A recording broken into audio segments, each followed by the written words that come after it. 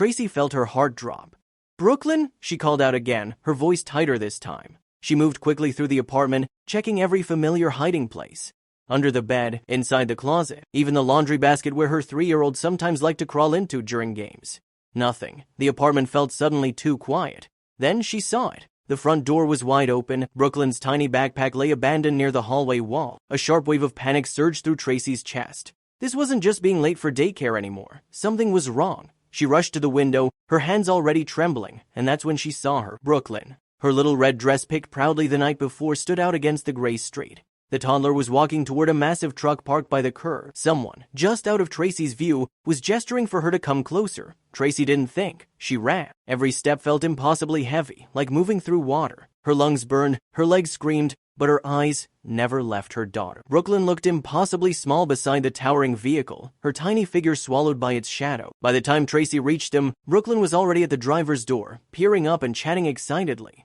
The man inside looked down and smiled. His name was Dailydose Dobson. Tall, broad-shouldered, wearing dark sunglasses and a neon green reflective vest, he sat high in the garbage truck, mid-route on his Thursday morning route. He laughed gently at something Brooklyn had said, completely unaware of the storm racing toward them.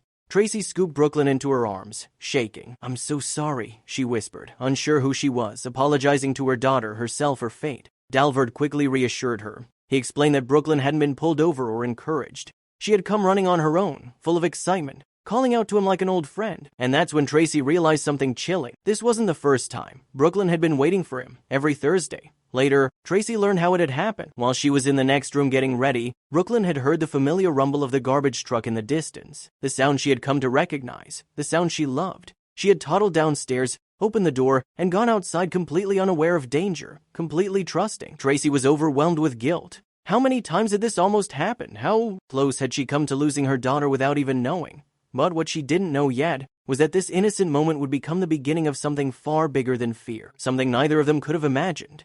That night, Tracy barely slept. She replayed the moment again and again in her mind, the open door, the empty hallway, the red dress moving toward the street. Fear mixed with something else she hadn't expected. Realization. Brooklyn hadn't been careless. She had been curious, kind, drawn by familiarity. Thursday came again. This time, Tracy was ready. Brooklyn's birthday had arrived, and the kitchen smelled of sugar and frosting. Tracy carefully placed colorful cupcakes on the counter, each one topped with swirls in Brooklyn's favorite shades. The little girl hovered nearby, eyes sparkling. "He's coming today," Brooklyn whispered, bouncing on her toes. When the familiar rumble echoed down the street, Brooklyn grabbed one cupcake with both hands and waited by the door. Tracy followed closely, heart pounding but not with fear this time. The garbage truck stopped. Dailydose climbed down, surprised to see the tiny girl standing there in her birthday dress, holding out a cupcake like it was the most important gift in the world. "This is for you," Brooklyn said proudly. Dailydose froze. Of all the things he'd expected on his route that morning, this wasn't one of them. A cupcake. From a child.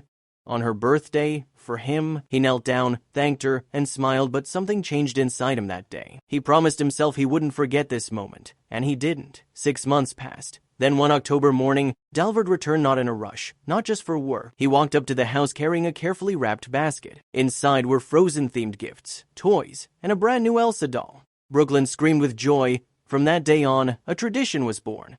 Every Thursday became something special, a wave, a smile, a small connection that reminded both of them that kindness doesn't need a title.